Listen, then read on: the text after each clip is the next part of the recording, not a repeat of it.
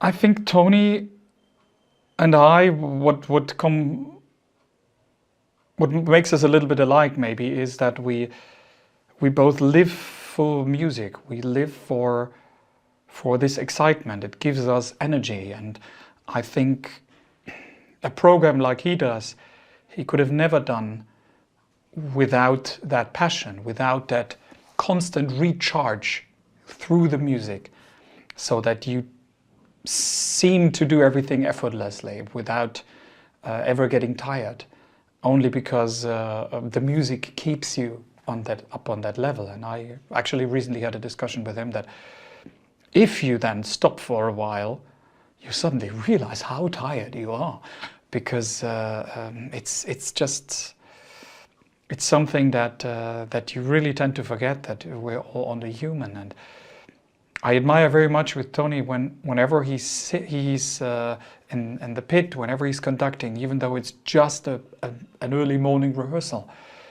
it is always 100%. It is always there. He always feels it. He always gives energy. He just and demands everybody to be with him 100%. Not saying, "Oh yeah, it's only a rehearsal." No, he wants the real thing each and every time. And I'm a little bit like that. I have a voice that sometimes is delicate, and I have to be careful. But I actually also like to just sing out, also in a regular rehearsal, because it helps me get used to the character, get into it easier, and it's a joy for myself also to sing and to constantly check whether this is the right way to do it, because I didn't take me 6 hours like the other guy, but not much more, because I mean, fortunately and unfortunately, I'm a very fast learner, and such a part I have 2 coachings, and then that's it, and then I just have to memorize some words or some phrases that I tend to forget. But and this obviously then leads you into being lazy and being late and saying, "Ah, come on, I can do it. I can learn the next week." But of course, the voice needs some time to mature. The voice needs some time to really fully accept each and every phrase as its own, because one of the key ingredients, I believe, is that when you want to give the impression that every word, every phrase that you're performing on stage is actually yours and is true, it has to come from within, and it has to come with this natural ease, as if you're talking and not singing. And this is something that that doesn't come right away. I mean, whenever I sing something from Prima Vista and people say, "Oh, it's great already." Yes, but I feel the difference. I know that I'm struggling, that I'm only just making it, and I'm distracted from the interpretation by looking for the words or looking for the next cue. Relaxation is a key factor. It's not intensity, yes, at the same time, being there on the breath all the time, also meaning it for real, also vocally, just technically, always close the vocal cords and be on the sound and not just let it go. But besides that, it feels so easy. It feels completely effortless. Also for me, I just have to relax. I just have to trust myself, not do anything extra in order to assure a note. That leads totally to the opposite. And you have to pay the bill if you sing one aria just to be extra sure. Too tight, too stiff, too hard, then you will feel that in the next act when you're coming again. You think, why am I so tired? So it is something that you have to learn over the years, and I'm sure you cannot just explain it and it will come. It is an experience thing, and but now that I have it, of course I want to give it to everybody, and I want to show everyone how easy it actually is. But it's not. Well, there's always a price, that is true. I mean, of course, nothing comes on its own. Nothing just flies to you. You always have to have to work, you always have to learn, you always have to concentrate on your instrument, and you always have to make decisions, and decisions are the most terrible thing for me to say whether I should do in 5 or 6 years this production, or should I better go for that production, or should I leave a gap open for something that might come up, or maybe to just do nothing. And the same thing with interviews and photo shoots and all these things. It's a constant struggle of thinking, yes, it's my duty, yes, it's the chance that I always wanted, so I have to go for it, but how much do I have to sacrifice from my life, from my private life, from time off? I mean, it's just, and you have to pay attention, because ultimately no one wants a singer that has given everything and then after a couple of years struggled and is no longer capable in performing the way he was. So it is also my duty to preserve the instrument and my artistry by not doing too much. But it's a very difficult decision to be made. But so far, I always try to find the right mix, and each and every year I seem to find out it's still enough. It's still too much. It's still not enough of free time.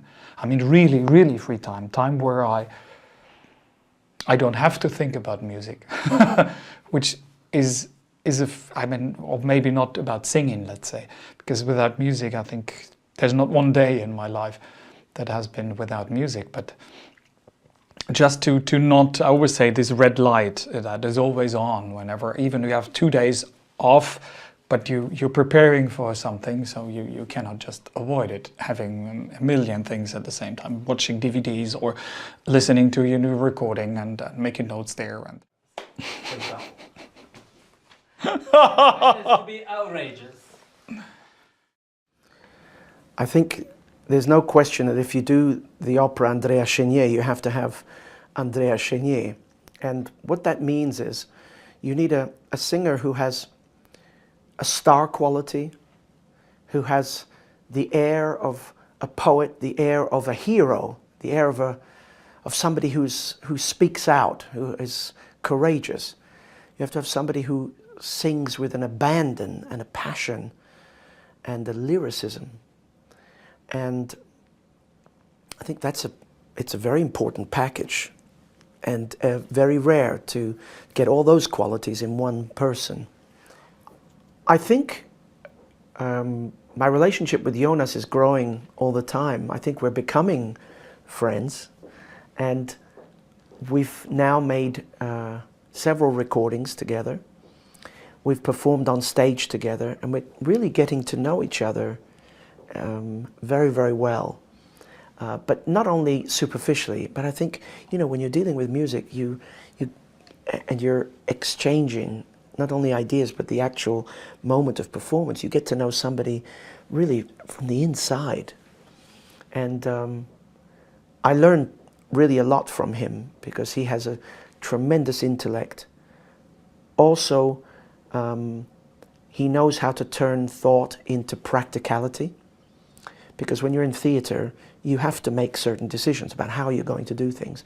Have you thought of this? Have you thought of that? And he's thinking all the time. I love his vocal technique. It's based on a very, very classical idea of what voice technique is. And he's very musical, speaks many languages. So he's really the modern tenor par excellence. That he knows so much music also, the German repertoire, the French repertoire, the Italian repertoire, the lieder repertoire, the song repertoire in all languages, makes him for a very refined, cultured, but very complex singer. I think what excites me also is that when you think that Andrea Chenier had its premiere at La Scala, 1896, a month after Puccini's La Bohème was premiered in Torino. And when you think that, oh, wait a minute, you give it a context somehow. And you think that there are so many gestures also that must have influenced Puccini in his Tosca, which came after. Of course, what unites them, besides the fact that they're Italianissimi, both of those composers, that they were both intoxicated by the music of Wagner, of the new school, of the new way of thinking, of new theatre, of this verismo theatre, the depiction of, through music, of real life events, kind of the dagger, the blood, the hot-blooded passion. What's very interesting, of course, is André Chénier is a story about the French Revolution. So it is, of course, not a verismo story, it's a historical story, but it has all the musical elements of verismo, its directness, its extreme passion, the extreme situations, of course, are there through the story, but opportunities for the soprano, for the baritone, for the tenor, of course, to launch into these incredible characterizations and these incredible vocal opportunities. And there are many styles of music in the piece when I think about it, really. There is the passionate verismo side, the lyric side, but there's also a fantastic rococo, Mozartian, powdered wigs, think powdered wigs, and side to it too, that characterizes the aristocracy. And sometimes it's done in a mocking way, and sometimes it's done through dances and gavottes and very pastoral elements. And that in balance with the other music that is very, very direct and very dark and very strong. It makes for a wonderful combination, but it lives or dies by who you have singing the three main roles. And that's all there is to it. And therefore it's fragile opera. It needs care and it needs love. David McVicker's production is set in the period, obviously. We're dealing with the French Revolution, and it's very, very beautiful and very, very skillful. The characterizations are very strong, and the set is also has big bones. So I think it's a very, very good embrace for the piece. There's a spectacularly beautiful duet in Act 2. There are wonderful arias. The tenor has two big arias, well, even three. The soprano aria is absolutely gorgeous, La Mamma Morta. The baritone aria, Nemico della Patria, where at first you think he's a Scarpia, and then he becomes a pantheist, almost somebody who believes in the brotherhood of man and nature and how the world could be. It's beautiful. In fact, I'm very, very interested in the role of the baritone because of his transformation into someone who's bitter and lives his life in this way and through bitterness and has gotten to the top of the revolutionary order, but sees all the faults in this too. And he's in love with Maddalena also. Knowing he can't have her, though, instead of forcing himself upon her, he helps her. He helps her to be together with Andrea. And I think this character is fascinating. I think being involved in something so tempestuous as a revolution must certainly make you think as well as feel. I mean, sure, there are great ideas and there are changes to be made in the world, but the violence that goes along with those things is horrific. And I think this piece, in its way, addresses that, certainly through the role of the baritone. I'm very excited that now we have the opportunity to show operas in the cinema. It's a different experience, I believe. You have much more reliance on the close-up. It doesn't mean that the singers just have to be very handsome or very beautiful, but they have to be totally committed. The camera can see into the eyes, can see if there's total conviction. When it's there and you see it, the relationships between characters are fascinating to watch that close. If you have a good sound system, I think it's good. It's much cheaper than coming to the opera house. But it's not the same experience. There's nothing that can replace the live experience in the theatre. But, for instance, when Andrea Chenier goes into 1,500 different cinemas in 50 countries, I think that's an enormous outreach. That's amazing communication. And that's what technology can do today. And you have to embrace it, because the other companies are doing it. We want to do it well, and we want to do it with the best people.